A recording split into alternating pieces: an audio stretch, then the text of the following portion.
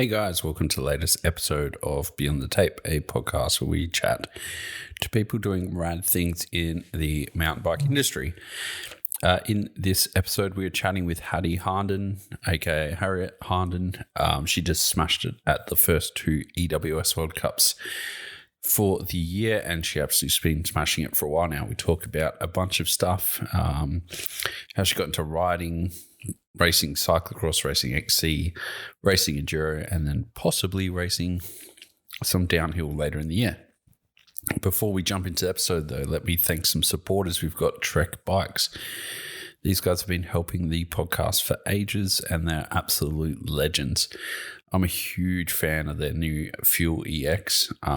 Tons of adjustability, the ultimate trail bike. Will just do everything you can possibly handle at it. Big days in the saddle, day of shuttles, a bit of bike packing, do a bit of everything on that thing. And, you know, it's a bunch of bikes in one. Next up, we've got Franked. Franked are an amazing company out of WA, making some really, really cool garments for riding. And over the last week, I've been in Derby, and holy shit, it was wet on Thursday.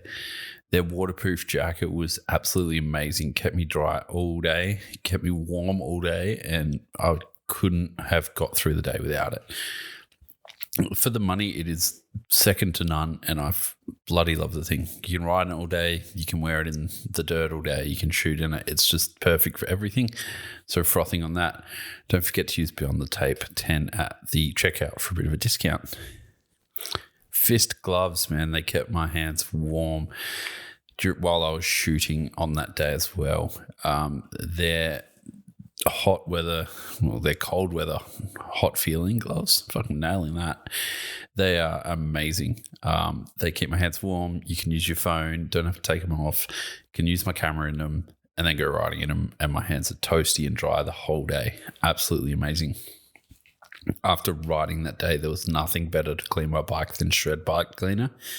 That stuff just liquefied the dirt, made it just disappear, quick hose off, little bit of a wipe down, and she was good to go. Absolutely love their stuff.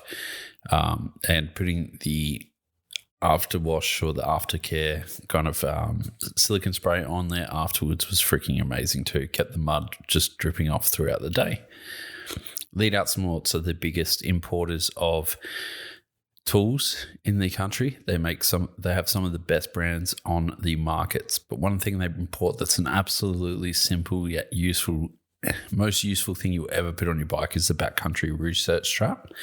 Even though I have a little compartment in my Trek Slash, I still have a research strap, keeping another spare tube and a few extras in there just in case. It looks nice, super neat solution, and man, it'll get you out of trouble whenever you're out back.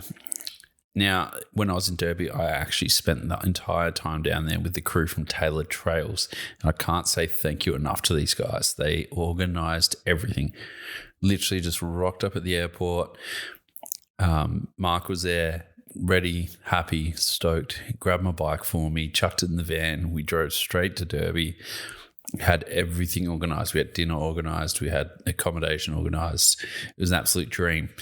But the one thing I didn't realise until I actually got to experience this trip is how stoked these guys keep you. Even though it's wet and rainy and cold, they are absolutely on the stoke the whole time.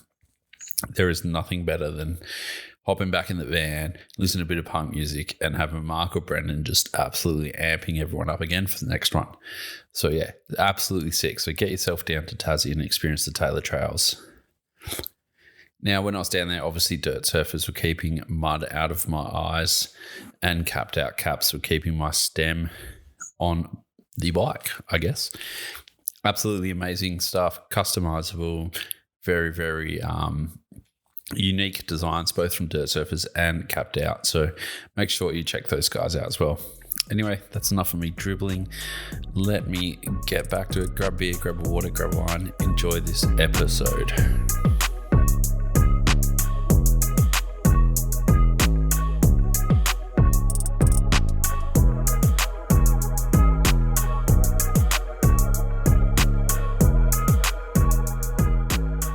Yeah. Easy. Well, Hattie Harnden, welcome to the podcast, or Harriet Harden, depending on how you know you. How's everything going? Yeah, great. Just out in Australia at the moment. So, yeah, enjoying some sunshine whilst everyone at home is stuck in the snow. So, not a bad choice, I don't think. Yeah, I was going to ask that actually. Whereabouts are you from, and is it completely freezing and raining and stuff up there at the moment? So, I'm from a place called Worcestershire in England. And yeah, they've just actually had recently over the last kind of 4 or 5 days, they've had like 4 or 5 inches of snow. It's warming back up again now, but yeah, it's kind of sudden dump of snow and it's been cold and wet. So quite happy to not be with that. Has it been like a bit of an adjustment getting used to the weather down here? It was definitely to begin with. Like, I stepped off the plane in Sydney and it was like 30 degrees, and I was like, oh gosh, definitely not ready for this. But quite a happy adjustment I'm happy to make. I've really enjoyed the sunshine, and yeah, I can't complain at all. Yeah, I saw you up in like the East Coast, taking in all the scenery and stuff with Sean a couple of weeks ago. That would have been good. Yeah, we went to Sydney for a few days. She had some stuff she needed to do, so yeah, we did a little bit of sightseeing and we went to the coast and things. So yeah, I feel like I've seen a real good amount thanks to her showing me around. So that's pretty sweet. How long have you been down here? It's almost like a month or two now. Yeah, so I came out on the 1st of February. So yeah, I think it's like 6 weeks now already. Mm. And by the time I go home after the EWS, it'll have been 9 weeks. So a big trip, but hopefully it'll be a bit more spring-like when I get home. Does that kind of make it a long season for you though? um, I think not for me. I'm kind of used to it.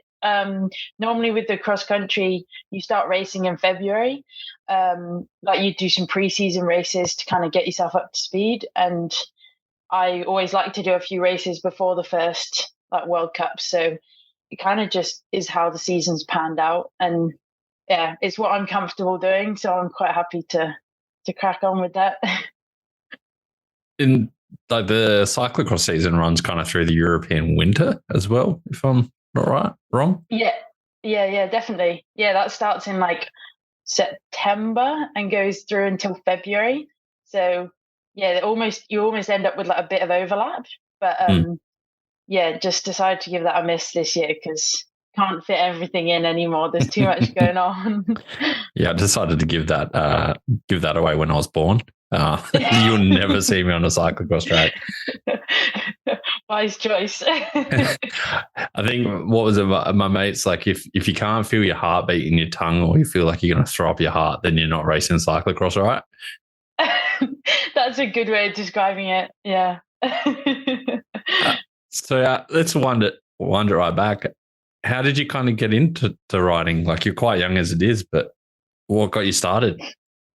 Yeah, it quite a few years ago now. I think I was about like 10, and I have three brothers. So my mum wanted to entertain us over the summer holidays and joined us to a local cycling club, just Melbourne Cycle Sports, and yeah, just like went once a week for like 6 weeks and just got encouraged to mess around on bikes and just like random, like picking things up off the floor and limboing under things and trying to do wheelies and all sorts, and eventually got encouraged into racing.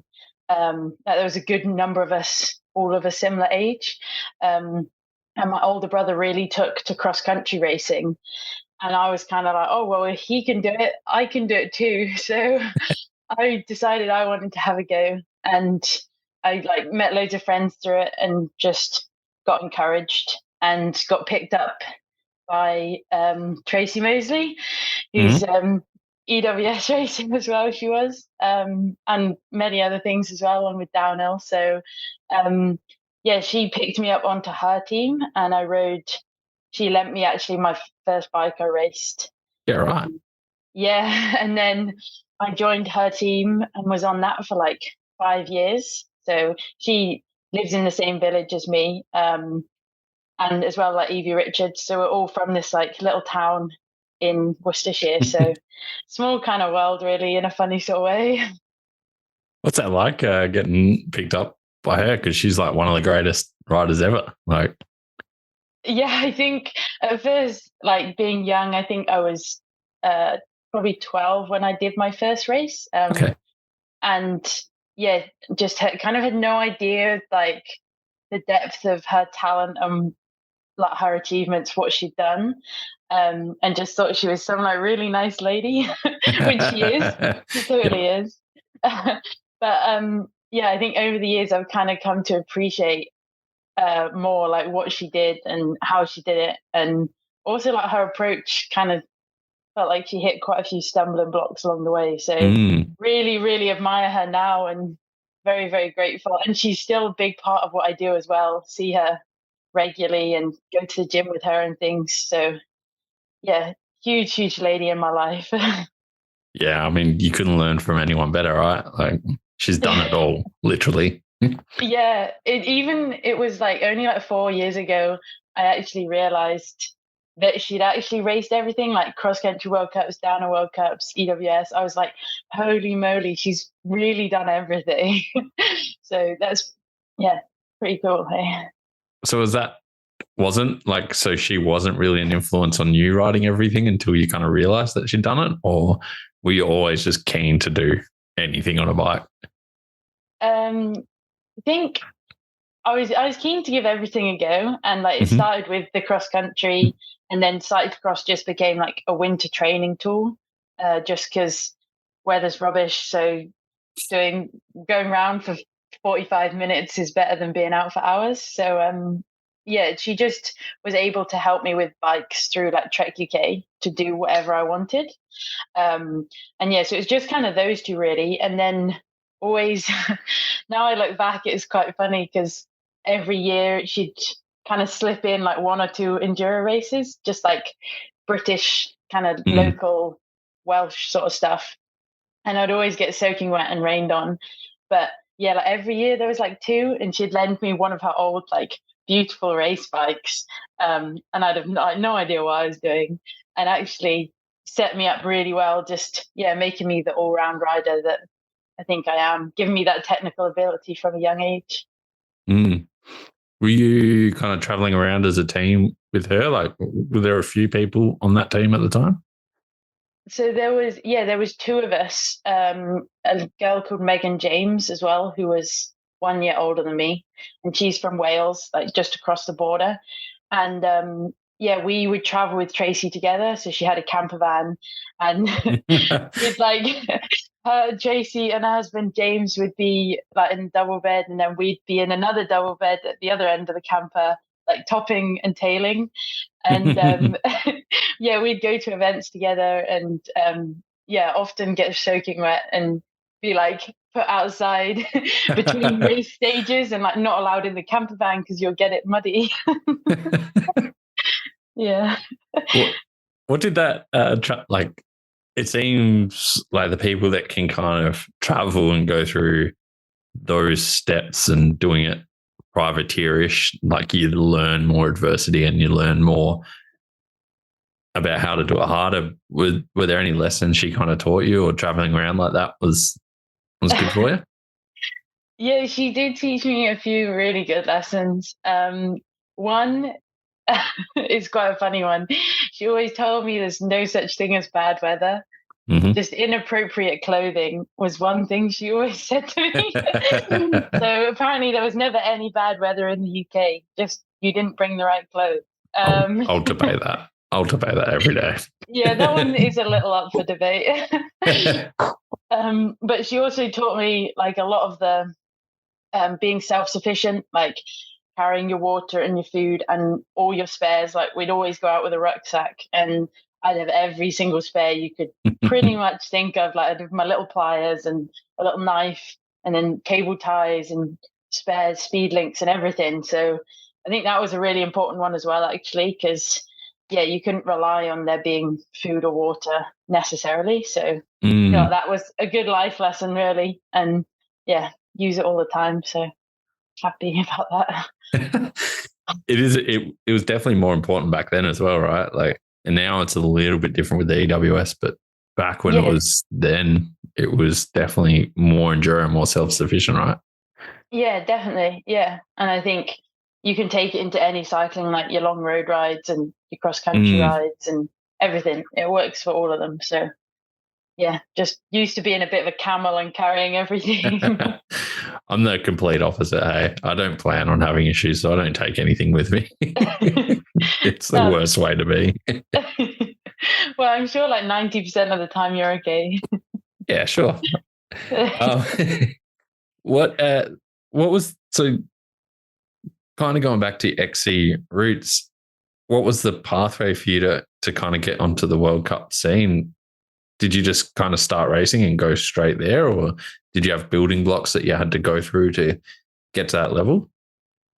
Yeah, so with the cross country, as well as being on Tracy's team, when I got to a youth age, so like I think I would have been like 15, 16 years old, like British Cycling, our federation did kind of like workshops with kids from regions. So like I'm in the West and like West Midlands and Southwest of the UK. So we would do kind of meetups where you'd ride with other kids and you'd learn other skills and things. Yeah, like you'd do like one every couple of months. And then I went on to, from that, I got picked up and went on to the junior academy for the British Cycling cross country program. And I was on that for the 2 years when I was like 17 and 18. And I was very fortunate that they took us to like junior World Cup races. So that makes a huge difference. It meant my parents didn't have to fund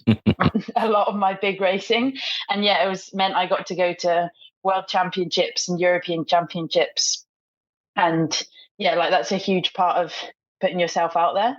And then, I eventually split from the British cycling program, but I was still able to, as a under 23, I was still able to go to world championships and World Cups with them as long as I was good enough, more or less. Until I raced my last cross country World Cup last year, and without realizing that turned out to be my last one because I'm not going to do any this year. But it's quite a cool pathway to be able to have the federation to help younger athletes get onto that kind of that scene, which is really cool, because otherwise it would it's huge thing to put on your parents, really. Yeah, I mean, you're closer to the races than what we are here in Oz, but it's still like a mammoth effort for you guys, right? Yeah, 100%. Yeah, even bigger for you guys. I'm always amazed at how many of you Australians and New Zealanders get out there. It's impressive. We're very good at making a habitat in a van. So that's where it comes from, I think. So are there national races or anything that you would have to do, or is it literally just from those junior academies? Like you get selected through national races, like seeing your results and potential. And would race all the national series and national champs, and then got to go and race as well as the similar sort of thing with cyclocross. You raced the nationals, and then I got to go to World Cups and like European Championships, World Championships. Like, it's incredible experience. Like one of my most fond memories was my first World Championships, and it kind of sticks with me as kind of the craziest event I ever went to. Yeah, right. Which race was that? It was in January 2018, and at 16 I had to race as an under 23 because there's no junior category. And my parents came out to Holland to watch. And it was in Valkenburg in the Netherlands. And it was the craziest thing. The crowds were huge. Like the people were amazing. Like saw so many people from home. It was the craziest event I ever went to. You think like downhill is crazy, but then you go to a Euro proper cyclocross, like world champs, and it's next level. Oh, it's insane. Like the crowds are like 10 deep the whole way around the course. Like, it was insane. What was it like being 16 and on the line of that? Were you nervous at all? You seem pretty relaxed with everything, but were you nervous at all sitting on the start line? Oh, I was super nervous. Although Yeah, because I was one of the youngest in the event, and fortunately, not fortunately, but I was like right at the back of the grid because I didn't really have a lot of points or anything. But I think I was a bit like didn't realize to begin with how big of a deal it was, and then very quickly realized quite what I'd got myself into. But no, it was amazing. I just rode my own sort of race, and I followed Evie round for like most of the race, and she ended up winning. And then I ended up coming fourth in the end, and kind of the craziest moment of my life. That's being 16 and coming fourth. Like, that's huge in the context of cyclocross, right? Like, because there's so many big names and Euros that have been training their whole life for that. It is such a big deal. I remember one race I did at New Year in Belgium, and I went past the same year, like a couple of weeks before that, I went past one of the ladies, Marianne Vos, and I just had this like absolute fan moment where I was like riding past her like, oh my God, I'm overtaking Marianne Vos. It was the craziest thing. Were you ever like, just out of respect, like maybe I shouldn't pass it? Or you just keep going? Kind of thought about it for a moment, and then I was like, oh, keep going, this is crazy. Where's that competitive drive and that like wanting to dive deep into that hurt locker, like what you would for cyclocross? Where's that kind of come from to you? Is it just fun and natural, or what's going on there? Because it's pretty special to have a 16-year-old going that deep for something like that.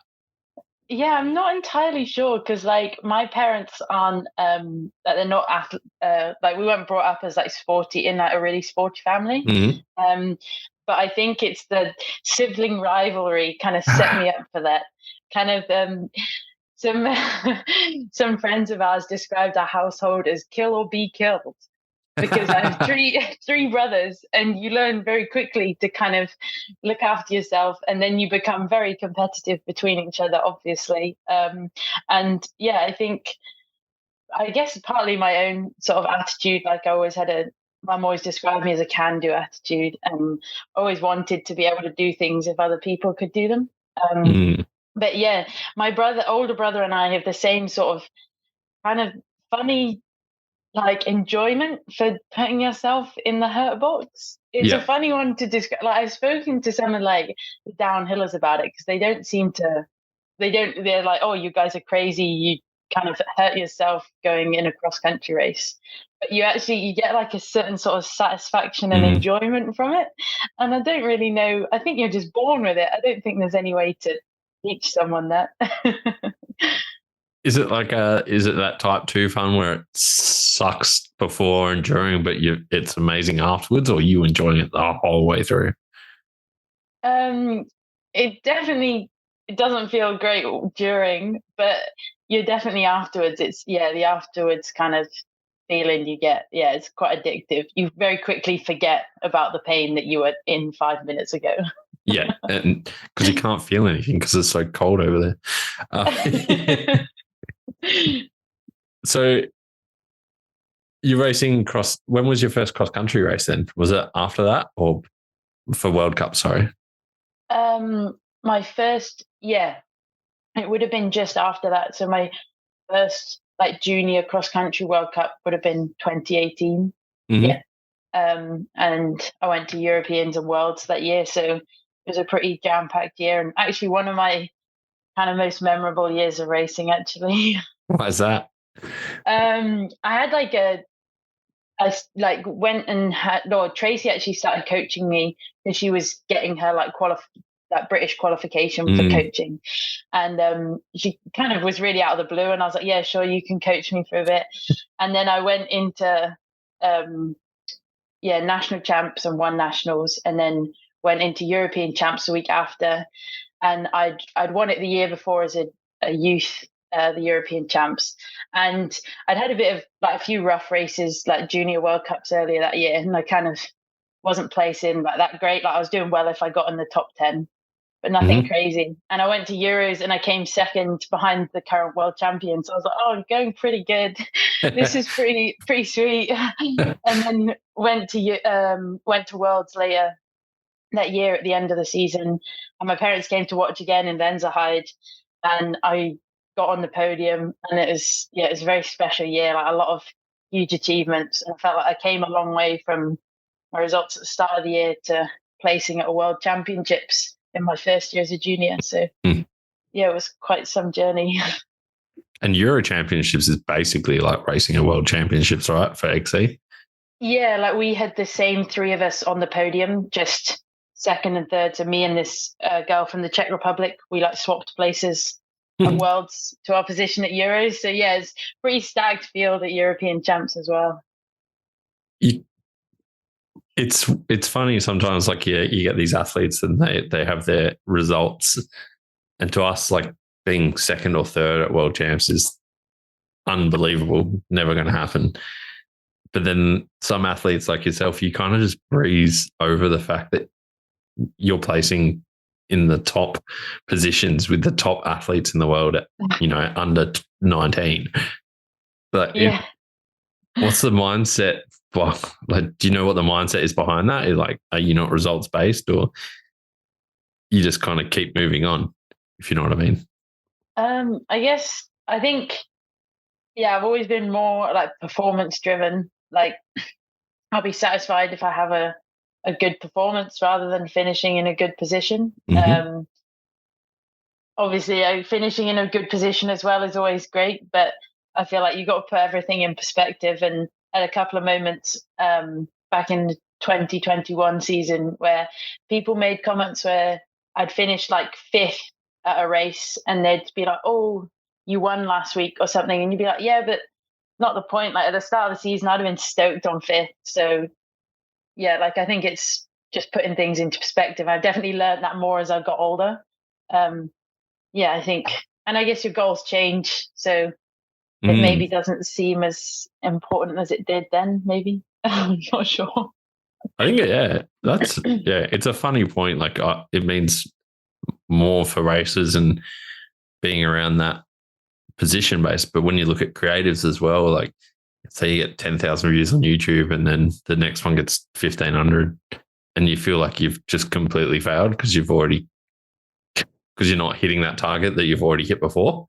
Yeah. Like, and then for you guys, like the media puts more pressure on it because they're like, oh, she's washed up that 18 because she got 1/5 out of 8 races. Like, is that hard to put out of your head? I think I'm getting better at it as I'm getting older. Kind of, maybe I'm maturing a little bit in my old age. But he's like 21, 22 or something like that. I turned 22 last Thursday, so I feel old. Yeah. Yeah. You've got a long way to go, but yeah. Yeah, hopefully. But Hattie, like, I guess being younger and youngish and then having all these top results, like that pressure is also a bit more expected on you to continue like that as well. Do you ever feel that, or am I completely off target?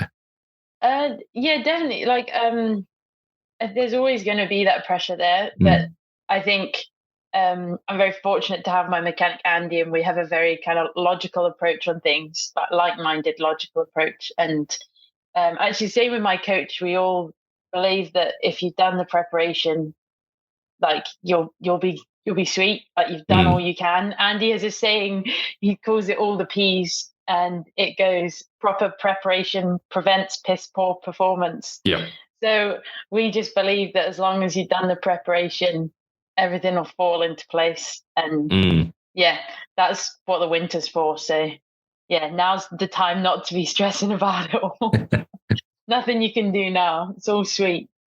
Exactly. Yeah, I love that mindset. And it makes like your race day so much more easy and so less stressful, right? If you know you've done everything already. Yeah, like trust in the process is what my coach says as well. Like I trust his judgment, and so I trust I've done all the hard training. So yeah, trust in the process. That's what you got to do. Sounds so simple. Oh, it is. Yeah, it's like winning. Winning's easy. You just got to go faster than everyone else. Like, Hey, true. yeah, like it's not that hard. Do you have like a race preparation? Has your race preparation changed from cyclocross to XC to EWS? Like, how's your preparation different for every style of racing? I guess like on race day, do you mean, or do you mean like Yeah, let's say like a race all weekend. Yeah, and race week, like cross country and cyclocross are very similar. Like you do the same sort of warm up because it's all high intensity. And yeah, you have like training slots to go and ride as many laps as you feel you need. But yeah, the enduro is definitely very different, and definitely still kind of learning how I function best. And as well, not that this is anyone's fault, but I've done like 3 years of full EWS, and then this year it's like changing a bit. Like previously, we've had pro stage on the Saturday night, and that's something that took a lot of adjusting for me. I had a lot of I've never raced any downhill, and so I kind of didn't really understand the whole going fast for one run sort of thing. And I'd either crash out and put myself way back, or I'd just not really go for it and just kind of sit somewhere pretty mediocre, nibble down the trails a bit too much, and just not have a great position. But I learned. I feel like last year, just as I kind of got the hang of it, we're now not doing it, which is a shame. But I learned a lot from it, and you had to kind of warm up for that a bit differently and things. But it's something I'm still learning in enduro for sure, because I'm still very new to it. Like third elite season this year, so yeah, I'm no expert by any means. Is it difficult? Like, obviously, if you've got your race prep and everything's good for your effort, but then you're measuring your effort off two different things when it goes from cross country to enduro, for example. Like, so with cross country, you've got those competitors there around you, you know what everyone else is doing. Yeah. But then EWS is the good old clock, and that's what you're racing against. Is that hard to adjust as well? Yeah, that is actually something I do miss a little bit, is that kind of not having that bar to bar feeling. But it's definitely a weird one, because you can think that you're on to a good one, and then you look at the times and you go, oh, I was way back, or vice versa. You can think you're going slow and you have a mega one. So it's a bit of a tricky one to judge, and I try not to look at the times too much, actually, and just I become an overthinker if I start kind of analyzing it all. So we go for the mindset of fun is fast. And if I'm having fun on my bike and I'm enjoying it and I'm not thinking about it too much, you just get into this kind of flow state that people talk about, and you just do it naturally, like it's instinctive. Like my first EWS as an elite, I totally overthought it all. And I crashed like every stage. And Andy looked at me, because we had to race like 2 days later. And he looked at me and he was like, we need to do something different, because this isn't working. And we just went for this fun mindset, and it's worked ever since. And it seems to be, if I'm enjoying myself, I go fast. So that's what we go for now. And if Andy thinks I need chivying along a little bit, he'll let me know. And if I want to know how it's going, I'll send him a message. I won't actually look at the times myself, and he'll just say, oh, you're going fast, or go a bit faster. Yep. Which is easy to say, but I think that's my way of doing it. I know a lot of people who do like check the times after every stage, and everyone's got their own approach. But I feel like if you're having fun, you'll be going fast. So that's my way of doing it. I know, like, Jack Moyer doesn't even have his phone on him when he's racing, because he's like, well, I'm going to go fast no matter what. Like, there's only so much you can do. Exactly. You can only go so fast. If you're going as fast as you can, if someone says, it's like in cross country, when I used to find it funny when people are like, oh, just keep like pedal faster. And you're like, well, if I could, I'd be pedaling faster right now. But you're already going as fast as you can. So that's valid. Yeah. Yeah, I can't imagine having that on the sidelines. as you're like in your max heart rate, you're maxed out with everything, and people are just like, just go a little bit faster, you'll be fine. Yeah, like they're only just a few seconds, and you're like, well, if I could get a few seconds, I'd have them now. Yeah, exactly. I'm not just chilling out the back here for a bit of fun right now. Like, yeah, literally. is the training and stuff changed much between the two disciplines as well? Like, have you had to adjust for maybe strength over endurance or anything like that? Or Yeah, that's definitely something that's changed a lot this winter. Like, because previously I have been training for all three, and I definitely came to the end of last season and thought about it myself and decided I wanted to make the call to not race any cyclocross and put in a solid winter of base training and getting in the gym, because I always came to like cyclocross world champs is like end of January, and you spend well, you're not obviously not just in the gym, you're on your bike as well, but you're in the gym over the winter a lot, and you bulk up, or I bulk up pretty easily. So I put on a few kgs, and to ride around a grassy field, it's not great to be weighing a few extra kgs. So I decided they didn't really kind of work anymore. And so this year, just stuck to solid training, got in a good routine at home, did a few like testing bits with the team, and just got in some good miles. Strongest I've ever been in the gym, which is really cool to see. And I feel really ready for the for the summer to come. Just more gym and fewer miles than I have done. So in some ways, it's a little bit hard to kind of accept that I'm not going to be as physically, like respiratory, as fit as I have been, like I was for the cross country. But in terms of the gym, I'm a lot stronger and able to take impact a lot better than I have been. So fingers crossed that helps me with the downhill stuff. But that base cardio and base respiratory fitness is going to be there for a long time, right? Like, you're still going to have that fitness and everything that you've built up over the last 10 years. Yeah, that'll never completely go. And obviously we still do some big miles, so keep it ticking over. But yeah, like the top end sort of cross country fitness, that's going to go after a while, which is a shame. Is that when we'll see you racing downhill? We'll see. I mean, I want to have a go at I did the race in Threadbow, the downhill race, and that was actually my first downhill race ever. Oh, really? Yeah. But I was on my enduro bike still, so I'm excited to try one on my downhill bike. So later in the year at some point. That'd be rad. Yeah. You mentioned like trying to hold yourself out of holes and trying to be stronger that way as well. Have you what was the transition like from riding a cyclocross bike with 0 tires at low pressure with no suspension, then you go to this hardtail, and now you're on this big soggy enduro bike? Is it hard to kind of work out, like, to find your limits on each bike, or are you taking something from every bike and applying it into the enduro bike, or how's that kind of gone for you?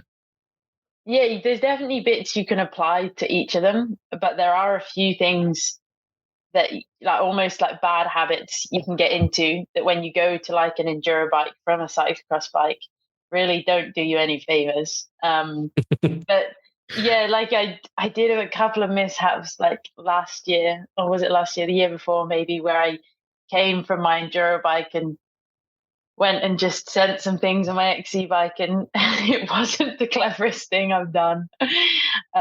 But yeah, like it's the tires I find make the biggest difference. Like even when I'm riding at home in the winter on my cross country bike, I'm like, oh, I wish I had some enduro tires on this thing. Like you just fling it into corners and she just grip. But I think it comes flooding back pretty quick. I think it's almost actually like the speeds at which you come into things. I think like braking on a cyclocross bike is actually like super different because you've got much smaller rotors, and you actually do a lot of like braking through corners and like pedaling at the same time to keep your grip when it's like really muddy. Whereas the other bikes, you're not meant to brake through corners. That's a bad thing. So there are a few things you kind of have to get the hang of. And then like, obviously like an enduro bike, big beefy brakes, like you brake a lot later and things like that. So there are some things that are quite different, but yeah, you can definitely use bits of each like to help each other. So that's quite cool as well. So yeah, I think it makes you a bit nice and rounded. I think if you can ride some of those cyclocross courses on a cyclocross bike, you've got to have confidence that you can go down the hill on an enduro bike, right? Yeah, I guess so. Yeah, I never thought of that, but I definitely like it when it gets muddy and no one else seems to. So there is that. Is it always kind of muddy and wet and stuff up around your home? And is that what you kind of grown up in as well? Or? Yeah, I think I think as well, like with Tracy, like she always just sent me out in the mud and the wet. And like a lot of the races in the UK are in the mud and the wet. Yeah. But yeah, like at home, even now, probably until like April, maybe even into May, we get like a lot of rain. And so, yeah, all your riding will be, sloppy, muddy trails. And it's quite steep and techy. So you don't really have a lot of choice. You kind of start going down a trail and you might be braking, but you're not going to stop. So yeah, you just kind of go with it. And yeah, I always think it's good fun in the mud that you just slide around a bit more. And I just like it. How did you go at Threadbow in probably the driest conditions ever known to man? Oh my god. I like the driest and the fastest and some of the roughest. Some of it was pretty savage. And like crazy long. Like it was really, really cool actually. I think it's probably that in a couple of places a bit of an advantage to be on an enduro bike, some of the tighter little bits, but there were definitely a lot of sections where I was like, oh, I could do with a bit more bike. But that was really cool actually. Like I'd not done a race where you get so many chances to perfect your lines and dial in your run, which was really cool. And fortunately, I could use that as much as possible because I came into the week and couldn't believe how fast it was and was definitely not ready for that. But like got the hang of it and did a lot of runs and had a couple of crashes as well along the way, learning my way. Yeah, I had a bit of a nasty over the bars one, but I had all my body armor on and stuff, so fortunately I was fine. But it was really cool to learn just the process of perfecting your run. And I mean, my run was far from perfect, but it's definitely a very different approach to the enduro style. So I think I learned a few things there as well. How did you like the Australian racing, the crowds and everything around it? So good. I couldn't believe how many people were there and like how many people not only racing but watching and supporting. And yes, awesome week. I definitely want to come back and do it next year, and I'll bring my downhill bike next year. So you did an enduro race in Buller as well, like last weekend. Or was it Beauty? I can't remember one of them. I did one in Beauty and then one in Buller. Yeah, at the weekend just gone. Just a bit more bike time, a bit more kind of practicing, like getting ready for the races and going through the steps, and being with my mechanic Andy. He came out for the race in Beauty, so cool. He's been here like a week and a half now, and we're just kind of checking that we're all dialed and we're ready to go for the EWS. Buller and Beauty are definitely not muddy. How did you? Not at this time of year. Was that bull dust and being like, almost a wheel deep in dust and cooking around? Was that challenging for you, or was it like riding in the mud? No, it's definitely different. I think there's just a kind of, I guess I don't look at dry conditions and consider them unpredictable. However, when there's that much dust, it definitely is. And you just you're fine, and then suddenly it goes. But we were actually really lucky in Beauty because we practiced, and that was lethal. I was so just like holding back and just being scared of falling off the side of the trail. But we had a lot of rain that night. Actually, it was really, really good come race day, which I was very thankful for. But yeah, definitely. Like I did a few weeks in Canberra, staying with Sean, and we rode at like Stromlo, and yeah, they've got their fair share of dust there as well. So that was good to learn and practice on a bit. And I'm still very much an amateur when it comes to dust. So I have to come back and learn a bit more. Should have come to Adelaide on the weekend. That would have shown you. That was brutal. Dusty there too. It's like Stromlo. It's exactly the same. Really? Very, very similar. Yeah. Gosh. I love watching East Coast Crew or someone try and ride Stromlo. And they're like you. They don't know what to do. It's like, just ride it as if it's wet. She's good to go. Yeah, I'll try that next time.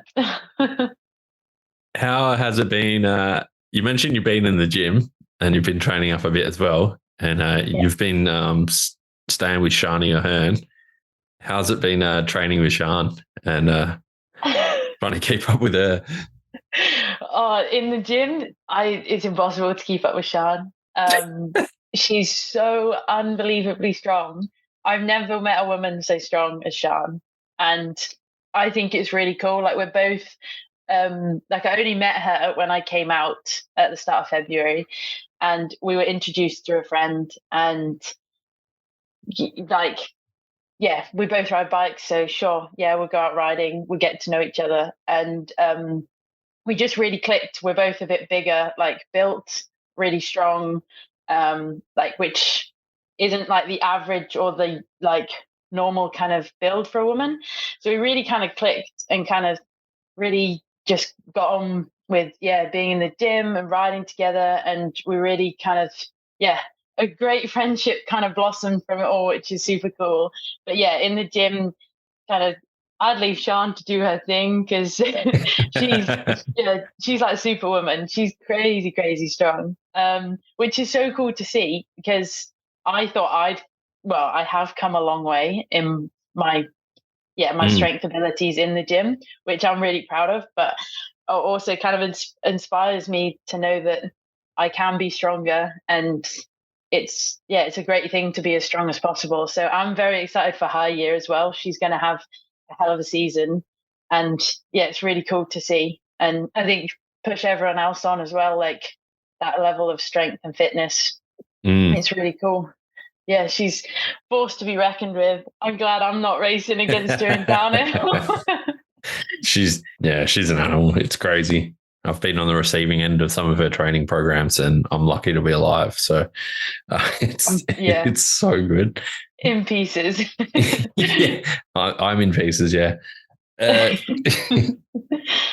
you looking forward to the EWS racing in Tassie? Like, are you all prepared? And now you've done a few races in Aussie, and you kind of acclimatise a little bit. You go into the United Kingdom of Australia, Tassie, where it's a bit wet and dismal. You keen?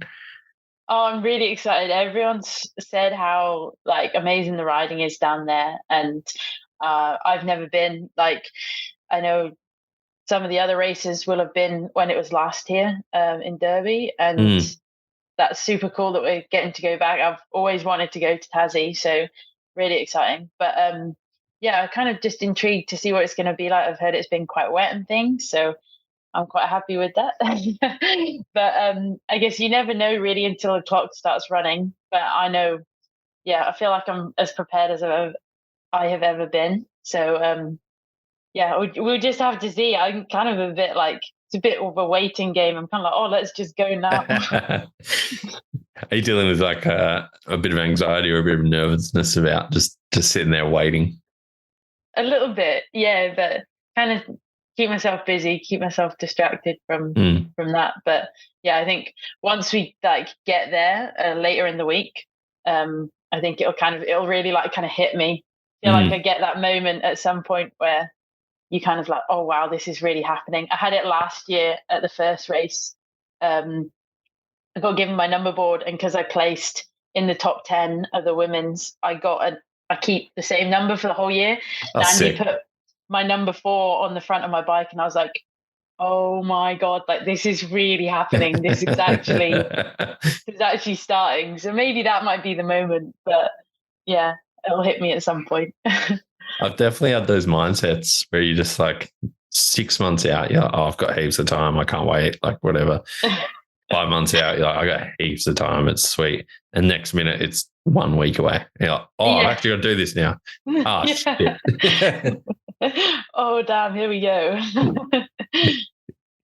What's your mindset like coming into a race? What we talked about, like your kind of preparation and stuff, but do you have anything you need to do, like on race day week, like race day morning, and you have to have your gloves in a certain way, or have you got any superstitions or anything around that type of thing? I definitely don't have as many superstitions as I think I've heard some people have, but I do like, I'm always like clicking my fingers when I get nervous and things like that. Yeah, right. But I'll try and distract myself by like coordinating my goggles and my gloves. And I don't wear gloves if I've like had a bad race in them. I find you need to. Yep. And socks, I always wear the same socks. And I did actually get into a bad habit last year of a certain pair of shoes. I was convinced I went better in a certain pair of shoes. So even though we supposedly had different race shoes to training shoes, I always raced in my training shoes because I was convinced I went faster in my training shoes. I don't think I have too many other ones. Always, I've noticed I actually put like my left side on first, like my gloves. My left glove always goes on before the right one, and I have to like do my helmet up before I put my gloves on. So there's some things that I've actually realized happen without me realizing, but it's quite important. So yeah, there's always the panic before I go down a stage that I've forgotten to do something. And it's normally like unlock your shock or something quite important. I always forget something. I know a guy that's got that written on his handlebars. Like it's always written there. Yeah. I had it at one point last year. Andy had to put it on one side because I kept forgetting. I can't imagine anything worse than racing an EWS race with a rear shock locked out. I've done it before on like local races. I actually had such a bad panic last year at one of them. Was it last year? Or it might have been the year before. And I started going down a stage and I panicked that I hadn't done my helmet up. And I was like, oh God. I was like, do I stop? Do I keep going? But fortunately, I had done it up by the time I got to the bottom. I noticed. So I was panicking for no reason. You just got to get to the bottom faster so you can check your helmet. It's just a race strategy, right? Yeah, that's it.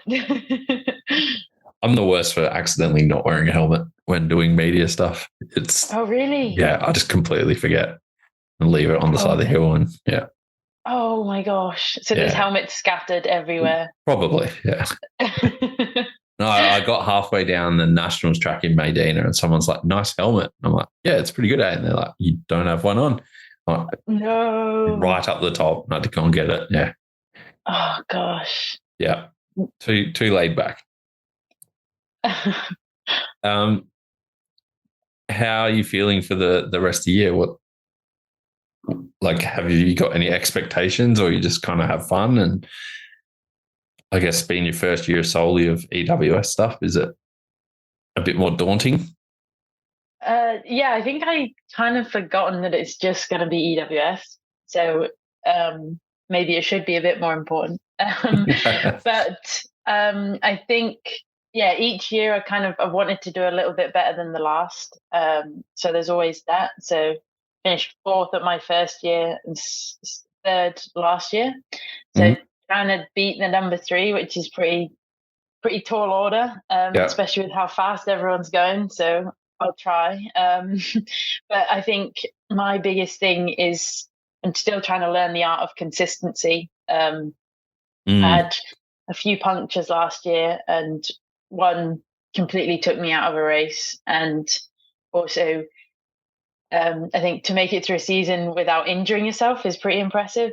So last year I broke my elbow, so that took me out of one of the races. So I think to complete all of the races is a good goal as well to have. So yeah, learning that art of consistency is basically what will keep you in the title fight. So that's the aim of the game this year. It's such a big thing, even just on race days as well, right? Like trying to be consistently fast on everything without, first on one stage, 15th on the next. Yeah, definitely. I struggled with that a little bit as well in the past because I seem to get faster as the day goes on, but you need to start the day fast as well. And the days when I've managed to start faster, they've gone a lot. Well, I've done a lot better, obviously. But yeah, learning that one as well. It's tricky, and especially when you can have so much variety in a race. So yeah, trying to be good at everything, basically. Was that the case when you won your first EWS or became the youngest person to win an EWS? Yes, actually, that is probably one of my most consistent days I've ever had. Coincidentally, I started the day with a win, and then that kind of set me up for, I think I finished like second, third, and then I think my lowest position that day was fifth, where I crashed on a stage, which I actually thought had taken me out of the race. I wasn't really bothered, and I was like, "Oh well, it's gone now. Sweet, I'm out of it. Let's just go and have a laugh." And went down the last stage, and had an absolute whale of a time. Pimped second place by 1 second, so that was also one of the more close racing ones as well. So that was very exciting. But it was actually as well one of those days where I went down the first stage of the day and was like, oh my God, I was going so slow. And then someone was like, oh, you just won the stage. And I was like, oh, no way. So yeah, pretty random kind of day actually, but a very special one. And sharing that honor with some guy named Richie Rude, like it's got to be right up there, right? Yeah, that's pretty cool actually. When someone told me, I couldn't really believe it. And yeah, kind of without sounding rude, I forget how young Richie still is because he's been in it such a long time and been at the top for such a long time. It's impressive. Yeah, very, very impressive. So yeah, quite an honor really. And yeah, definitely a moment I'll never forget. Yeah, we were just talking about that yesterday about Conor Fearon. Like, he feels like he should be like 45 because he's been in the sport for so long, but he's still not 30. Like, it's insane. Yeah, that's mad, isn't it? Gosh. And like, you're 15 years deep into the sport already. Like, if you're 13 years roughly, like it's a long time. Do you ever worry about maybe kind of getting over it earlier or worry about kind of being over the media hype and doing all this stuff early? Or I think because it's always changing so much, like especially it's changing a lot this year with Discovery getting involved, and I think it's always going to be progressing and changing. So I think you're not going to get I'm not going to get bored of it, I don't think. But as well, like I like the kind of the being able to give back. So I don't know if you class it as media, but I like kind of when you're at races, I like meeting all the young kids and hearing like what they're doing, how they got into it. All of them are so young. Like I met this 8-year-old kid yesterday at the race and he was out ripping racing. And I was like, gosh, I didn't even barely ride a bike when I was 8. Like it's so cool to see. And I love that side of it as well. So I feel like keeps you young and keeps me kind of always interested and involved. So that's quite cool. Yeah, those young kids are too good these days. Makes me sad. I will never be that good ever. And they're already that good at 8. So yeah, it's insane. It's when they're like hitting jumps bigger than I can hit. And I'm like, yep, sweet. I'll keep to just doing my thing. Yeah. They're hitting like crab apple in Whistler at 9. Oh yeah. I'm good, I'll keep my wheels on the ground. Yeah. Is there, I mean, as well, like you're going to have your downhill career as well. So that's going to help you keep that longevity. So. Oh, we'll see. I mean, I've ridden my downhill bike like 3 times since I got it at Christmas. So I think let's not get ahead of ourselves and let's just enjoy riding it to begin with. What do you obviously you started as I kind of mentioned before, like the EWS started as these big like long haul days and ridiculous days, 60, 70 kilometers plus 20 the day before. Now it's kind of shrunk down, and now it's one day. And you got all this new stuff with the Discovery. What are your thoughts on the way the sport's progressing? Yeah, I think it's definitely becoming much more kind of spectator friendly, which is great for us and publicity and for everyone seeing the sport. But I definitely miss those longer kind of multiple days, big days out as well. Like lucky that like certain venues you go to, like Finale, it's always a big day out. Like you'll do 50, 60 kilometers of pedaling, which kind of is my favorite, just being out all day. That's kind of part of the adventure for me, being out and just kind of getting almost like disconnecting from the world a little bit, I find with my bike riding. And when you do that in a race, it's even more fun. But yeah, it's definitely changing, like, becoming more kind of downhill stages and kind of quicker racing. I guess everyone's going faster as well. So even like a 5K stage, like 6-7 years ago, and a 5K stage now, like the race time is less. So that all kind of factors in as well a little bit. But yeah, I guess it makes the racing a lot more exciting as well for everyone. Like I think last year had some of the closest racing, especially in the women's, that there's ever been, which is really, really cool. And it progresses us as riders. Like we've never had so many women on an like different women on an enduro podium before, which is really cool. But it's just going to become more spectator kind of friendly and accessible for everyone to see. So I think it's only going to be a good thing. Yeah. I think Alex President said it, like his grandma had never watched road cycling ever, never even been exposed to it. And then Discovery got it and it randomly popped up and she watched the Tour de France and she's like, oh, this is actually sick. Like, this is really good. So same thing could happen with the downhill and the enduro, right? It's a wait and see. Yeah. Hopefully, fingers crossed. Get that prize money up. What if you mentioned like the women's racing being close as well? Like the downhill last year was phenomenal. The EWS has been phenomenal. What do you think are some of the key factors and what's kind of happening in women's racing at the moment? It's almost more enjoyable and better to watch than some of the men's, in my opinion. Yeah, I heard that a lot last year. People saying the women's is more exciting. I think it's everyone's. More people are stepping up to the bar of like the top level, and you're getting this close tight racing, and I think everyone's just pushing each other on to be better, to hit harder features, to go faster, and everyone's training as hard as they can throughout the winter, and I think everyone's just pushing everyone on. You see it like coming out here and at like Threadbow, you see the youngsters coming up as well, and they want to meet that level and they want to be a part of that. And that's really cool because then the older ones like, oh, well, can't be beaten by the younger ones, and everyone's pushing everyone on. So I think it's really cool and everyone brings their own thing in. Like, I guess to the EWS, that I've kind of brought in my level of fitness, and then like you got Morgan Shah, who's come from a downhill background, and she has this like amazing technical ability and jumping ability, and everyone brings their own thing in and everyone's trying to be as good as each other. So you get this real kind of strong level of riding. And I think in the enduro, it took like a moment to kind of break the cycle of what was, because till I won in 2021, there hadn't been a non-French winner in like 6 years in the women's EWS since Tracy won, I believe.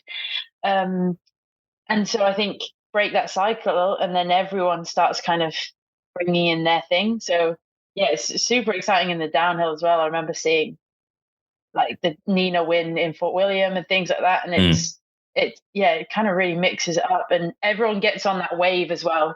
That kind of riding the wave of enjoying it and going fast, and yeah, everyone wants to be on that wave. So why not try? 100%. Some of those youngsters, again, you see them coming up, like some of the U19 women at Stradbroke were up there in elite times by far. So that's got a lot of fire under some people's asses. That's definitely got to be motivating. Even watching the whip off afterwards, that I think all the women in the whip off were like the junior women. And I was just like, hell yeah, they're just absolutely ripping. And it's so cool to see. I can't do that. I know full well I can't whip at all. And like seeing their ability on their bikes, they've got very, very bright future, which is sick. Yeah, it was Adelaide yesterday. We have this hip down the bottom of the track, and everyone was racing it and keeping low. And then Sasha Mills just comes out and throws the dirtiest whip I've ever seen on this hip. I'm like, it's your race run. What are you doing? But I was also like, that's the best whip I've ever seen anyone do. You remember that? That's sick. Yeah, and it was so sick to watch. And think like 2 or 3 years ago, that wasn't a thing for some reason. Like it just did not exist. So it's cool to watch. Really cool. Sweet. Might start wrapping things up a little bit here and go have some dinner. One important question I have to ask is, you were on a bit of a mission to try every Australian food under the sun with Sean. Yes. What was the worst and what was the best out of those? Okay. So my favorite has been Tim Tams. Yep. Absolutely incredible. I want to take a load home, but that could be difficult. They won't make it home. I'll eat them all. Yeah, Tim Tams were amazing. And then my worst, this could get quite a lot of backlash. Wasn't too impressed by Vegemite. It's not bad. Just compared to the other food that I had, it definitely fell to the bottom of the pile, I'm afraid, guys. So I'm not a big Marmite fan. I was about to ask, you guys have Marmite, so it's a bit different, but yeah, I'm not the biggest fan of that either. So yeah, sorry, Vegemite lovers. Yeah. Just insulting the Australian culture as a whole. That's all right. We forgive you. As long as you let me back in next year, I don't mind. That's all right. Yeah, we'll make it happen. What advice do you have to any young women or any racers at all, like to kind of make it onto the World Cup scene, or follow their dreams of becoming a professional racer? I think it's probably going to sound really cheesy, but like, as long as you're enjoying it and you're having fun doing what you're doing, I don't think you're going to go too far wrong. Yeah, if you start falling out of love with it, you're not doing the right thing. So I think that's the most important thing. I get asked so many times, because it's my job now. People are like, oh, but do you actually still enjoy riding your bike? I'm like, well, definitely wouldn't be doing it if I wasn't still enjoying it. So yeah, just enjoy it and do whatever you're enjoying. So it'll be fine. I've always thought, like, if you're not smiling while riding a bike, you're doing it wrong. Like, true. Yeah, you have 100%. Yeah. It's so weird to not smile while riding a bike or have a bad day on a bike. Yeah, every day's a good day on a bike. Is there anything you kind of regret or would have changed up until now? Up until your old age of 22? That's a really tricky question. Anything I'd change? I don't think so. I don't think I'd change anything, actually, because even things like injuries or setbacks, in the long run, you learn a lot more from it than you would have done if it hadn't happened. So I think that's a lot more important. And yeah, no, I can't think of anything I'd change, because everything's taught me a good lesson that, yeah, I'll have with me forever. So that's more important. Make me a better rider in the long run. 100%. Yeah. And last question seems to be the hardest for some people. Say you're at a cyclocross race and it's absolutely pissing down with snow. You don't want to be riding. You don't want, there's nothing.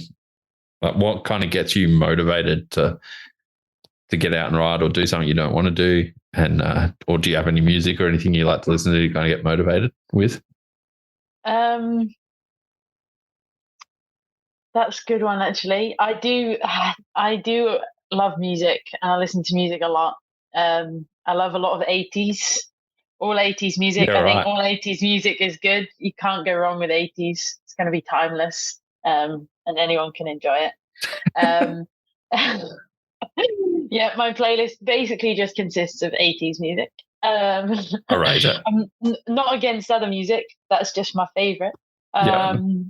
But I think with when you don't want to do something is like it's all about the bigger picture. I always remind myself, and yeah, even if you're not really feeling like doing it right now, it's in the long run you'll thank yourself for it later. So yeah, if it's something really horrible, like some really horrible intervals or something, I'll procrastinate about it for a bit, and then I'll be like, well, actually, the quicker I do it, the quicker it's over. Quicker you start, the quicker it's done. So yeah, kind of, I know I'll thank myself for it later. So all about that bigger picture.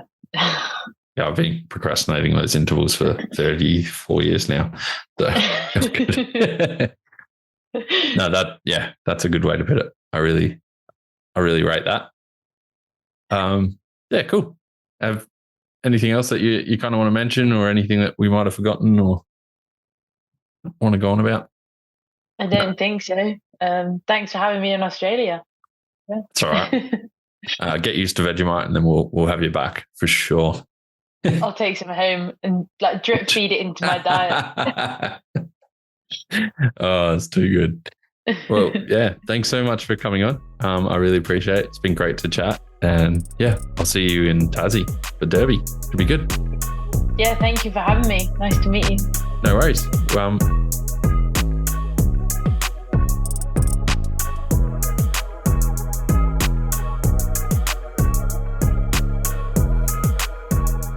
There we go. That was a rad episode with Hattie Harden, or Harriet.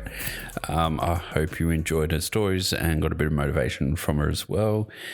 Thanks to our sponsors, Trek, Franked, the guys at Fist, Shred Bike Care, Lead Out Sport, Taylor Trails, and Dirt Surfers. And don't forget Capped Out Caps as well. If you want to support the podcast, support those guys. Use the code Beyond the Tape or Beyond the Tape 10 at most of those checkouts, and you get a bit of a discount. If you want to, you can jump over to beyondtape.com and grab some merch. Or if you don't have any money, don't want to spend anything, just tell your mum, tell your grandma, tell your bird, tell your nana, tell whoever about the podcast, and share it around, because word of mouth is key. Anyway, thanks for listening, and the next episode is also going to be a huge one, so I hope you enjoyed that, and until next time, have a bunch of fun.